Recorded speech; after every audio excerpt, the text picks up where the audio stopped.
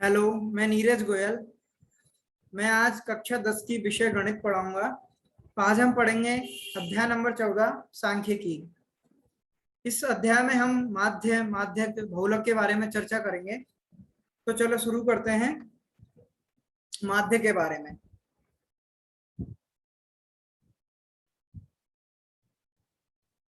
माध्य माध्य क्या होता है? माध्य किन्हीं आंकड़ों का औसत वैल्यू होती है।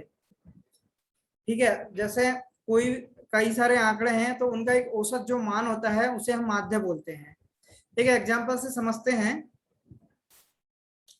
कि जैसे मान के चलो आपसे कोई पूछे कि आप दिन में कितना चपाती खाते हो, और आपको पता है कि आपने पिछले 4 दिनों का आपको याद है कि एक दिन आपने 2 चपाती खाई, उसके अगले दिन आपने फिर 2 चपाती खाई, एक दिन आपने फिर 3 चपाती खाई, और फिर एक दिन आपने 5 चपाती खाई।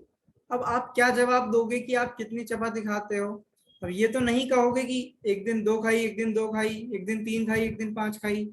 तो उस बड़े डेटा को हम एक सिंगल एक वैल्यू से हम रिप्रेजेंट करने के लिए हम माध्य का यूज करते हैं। अब माध्य क्या होता है? मैंने बोला औसत वैल्यू। तो हम छोटी क्लासों में आपने पढ़ा होगा औसत कैसे निकालते हैं। औसत निकालने के लिए हम क्या करते हैं कि सारे आंकड़ों को हम जोड़ देते हैं, उनकी वैल्यू को हम जोड़ देते हैं, और उसको हम जितने आंकड़े हैं उससे भाग दे देते हैं। तो जो वैल्यू आती है वो औसत कहलाती है। अब देखते हैं इसमें माध्य क्या होगा। तो माध्य होगा इसमें, माध्य विल बी, माध्य क्या होगा? सभी आंकड़ों का योगफल बोला था मैंने, तो 2 + 3 + 5, और भाग दे देंगे किसका? जितने आंकड़े हैं। तो आंकड़े कितने हैं टोटल? 4। अच्छा, अब देख लो इनका योगफल कितना आएगा। 4 + 3 7 + 5 12, तो 12/4 कितना आ जाएगा? 3। तो आप कह सकते हैं कि आप औसतन 3 चपाती रोज खाते हैं। तो ये उससे ज्यादा सटीक जवाब रहा कि आप 4 वैल्यूज बताए। उससे अच्छा आप एक वैल्यू बता दें जो पूरे आंकड़ों का औसत वैल्यू दे रही है। ठीक है, और अच्छे से हम इसको एग्जांपल के साथ समझते हैं। चलो आगे चलते हैं। तो एक कक्षा 10 में पढ़ने वाले विद्यार्थियों का जो गणित विषय में आए नंबर्स का उनका एक डेटा पड़ा हुआ है, एक आंकड़े हैं हमारे पास। मतलब इसमें क्या दिखाया है कि किसी बच्चे के कितने प्राप्तांक आए 100 में से। ठीक है, और वो कितने विद्यार्थी हैं जिनके वो पर्टिकुलर प्राप्तांक आए। मतलब मैं समझाना चाहूंगा कि जैसे ये 36 है, मतलब किसी बच्चे के 100 में से 36 नंबर आए। ठीक है, अब वो 36 अंक प्राप्त करने वाले विद्यार्थी कितने हैं वो हमको दिखाता है 3। ये 3 विद्यार्थी है जो 36 अंक प्राप्त किए। तो इसमें देख पा रहे हो आप, प्राप्तांक एक दिया है और एक दिया है विद्यार्थियों की संख्या। अब प्राप्तांक के आगे कुछ लिखा है xi। अब ये xi क्या है? xi को हम इस पूरे अध्याय में हम इसको वर्ग चिन्ह कहते हैं। क्या कहते हैं? वर्ग चिन्ह। और अभी अच्छे से इसको समझेंगे कि वर्ग चिन्ह क्या है। अभी के लिए ये वर्ग चिन्ह होता है। ठीक है, और ये fi है, इसको हम बारंबारता कहते हैं। अब बारंबारता क्या होती है? बारंबारता वही होती है, जैसे कोई प्राप्तांक 40 है तो वो 40 कितने बच्चों के आए, कितने विद्यार्थियों के आए। तो वो यहाँ दिखा रहा है कि वो 4 विद्यार्थी ऐसे हैं जिन्होंने 40 अंक प्राप्त किए। समझ में आया? अभी मैं आपसे पूछता हूं कि क्या आप मुझे बता सकते हो कि ऐसे कितने विद्यार्थी हैं जिन्होंने 70 अंक प्राप्त किए? तो आप देख के बता सकते हो यहाँ पे कि ऐसे 4 विद्यार्थी हैं जिन्होंने 70 अंक प्राप्त किए।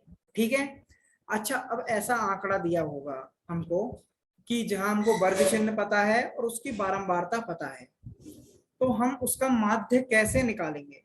तो इस चीज को हम समझेंगे। अब आपके इस अध्याय में एक सूत्र है X bar is equal to f1 x1 plus f2 x2 plus और fn xn divided by f1 plus f2 plus fn। अब इसको समझते हैं ये क्या है। एक्स बार का मतलब क्या होता है, बार किसे कहते हैं, बार कहते हैं इस जो ऊपर लाइन बनी हुई है इसको हम बार कहते हैं।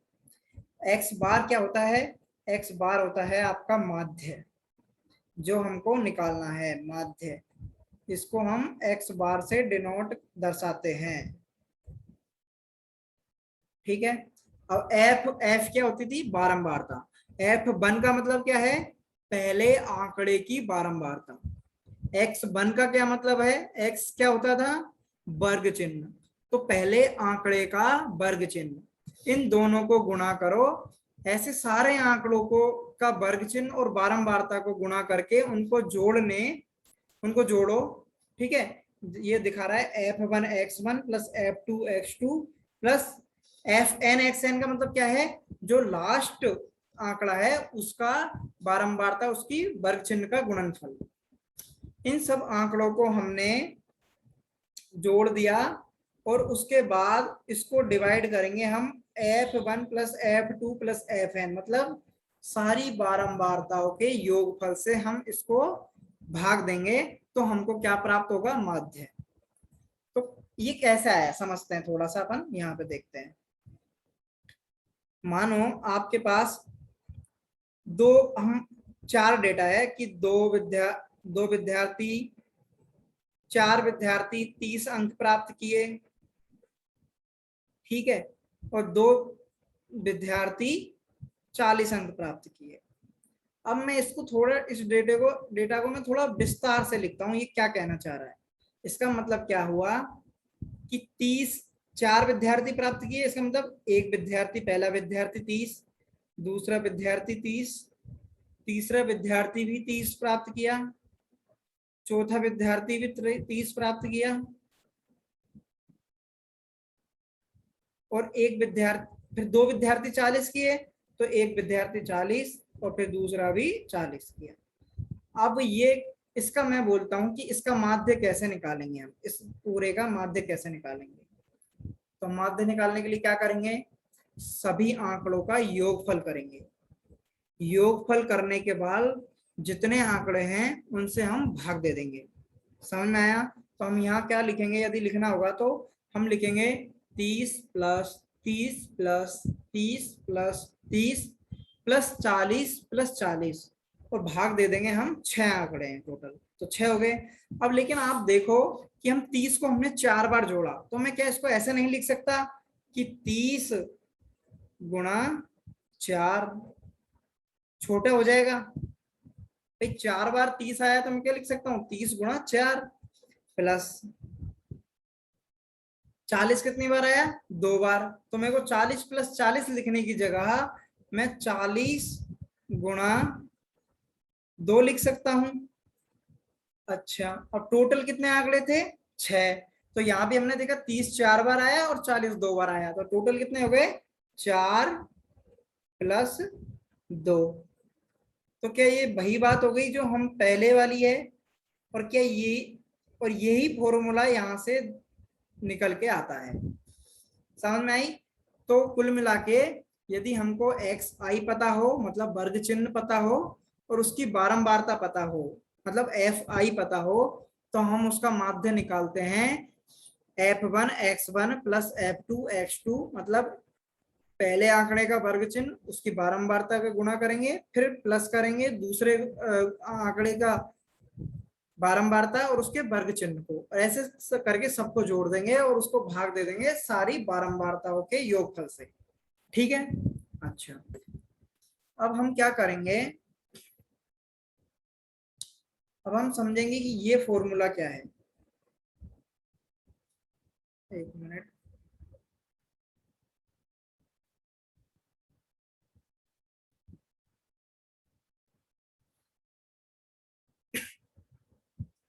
ठीक है, ये फॉर्मूले को समझेंगे हम। तो इस फॉर्मूले को समझने के लिए अब देखो, अभी इसमें क्या किया हमने, सबका इस सिग्मा है ना, इसको बोलते हैं हम सिग्मा, ये जो बना हुआ है इसको हम सिग्मा बोलते हैं। इस सिग्मा का मतलब क्या होता है?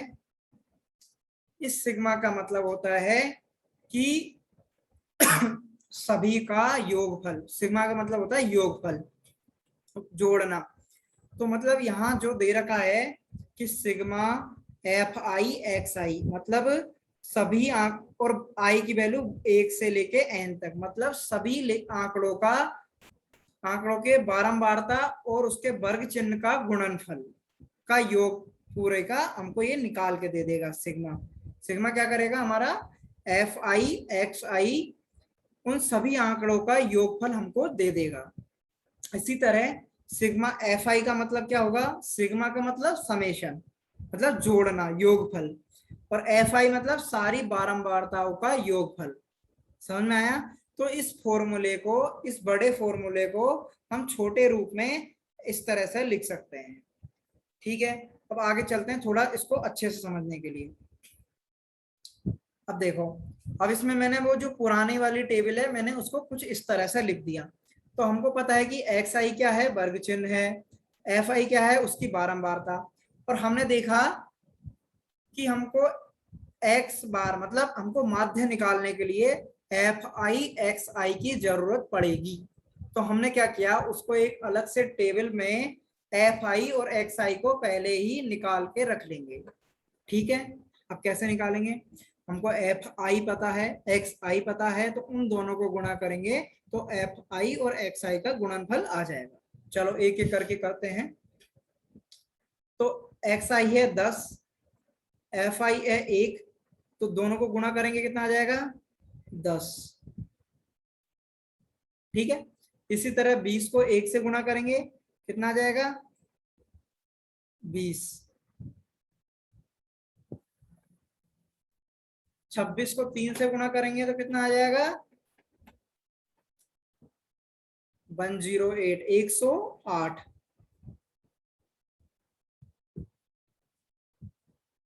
ठीक है, 40 को 4 से गुणा करेंगे 160। इसी तरह हम सबको गुणा कर लेंगे। 50 को 3 से गुणा करेंगे 150 आ जाएगा। तो 56 को 2 से करेंगे 112 आ जाएगा। 60 को 4 से करेंगे 240 आ जाएगा।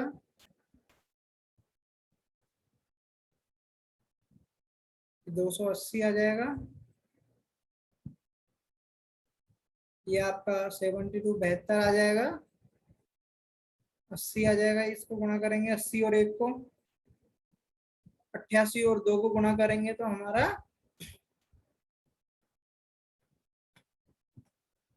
176 आ जाएगा। ये आ जाएगा आपका 276 और ये 95। ठीक है, अब हमने एफ आई एक्स आई निकाल लिया सबका। ठीक है, अब हमको फॉर्मूले में क्या था, आपको याद होगा कि एक्स बार क्या होता था? एक्स बार क्या होता था? समेशन ऑफ एफ आई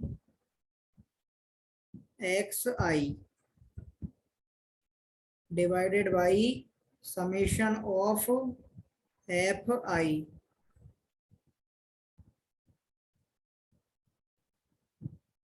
ठीक है, तो ये होता था। अब देखो समेशन का मतलब मैंने क्या बताया? एफ आई एक्स आई के सभी आंकड़ों का योगफल। तो हमने निकाल लिया एफ आई एक्स आई, अब उनका सबको जोड़ेंगे। अब जोड़ते हैं, तो इसको जोड़ेंगे तो हम आएगा 008 प्लस 6 प्लस 6 12 12 6 18 18 16 24 25 29 9। तुम आराम से इसको जोड़ सकते हो एक एक को। 1 2 3 4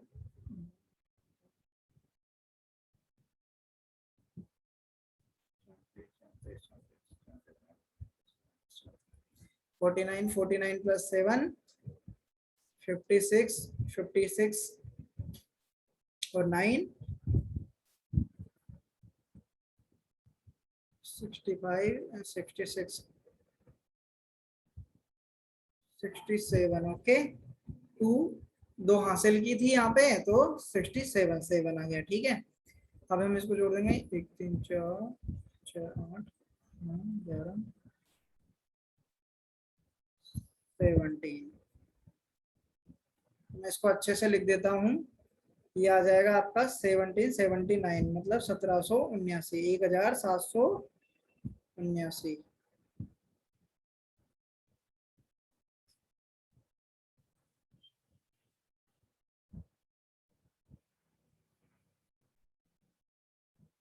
ये हमारा आ गया summation of F I X I, मतलब sigma F I X I, मतलब हमने सभी एफ आई एक्स आई को जोड़ दिया। ठीक है, अब नीचे क्या है, समेशन ऑफ एफ आई, मतलब सभी एफ आई का जोड़। तो अब हम एफ आई को जोड़ देंगे, 12 2 14 16 14 18 22 23 24 26 30। तो हमारा टोटल एफ आई कितना आ गया, 30 आ गया। अब एक्स बार निकालने के लिए क्या करते हैं, दोनों को भाग देते हैं। चलो देखते हैं यहाँ पे, 1779 डिवाइडेड बाई 30। ठीक है, तो अब इसको भाग देने पे कितना आएगा, इसको भाग देने पे आएगा आपका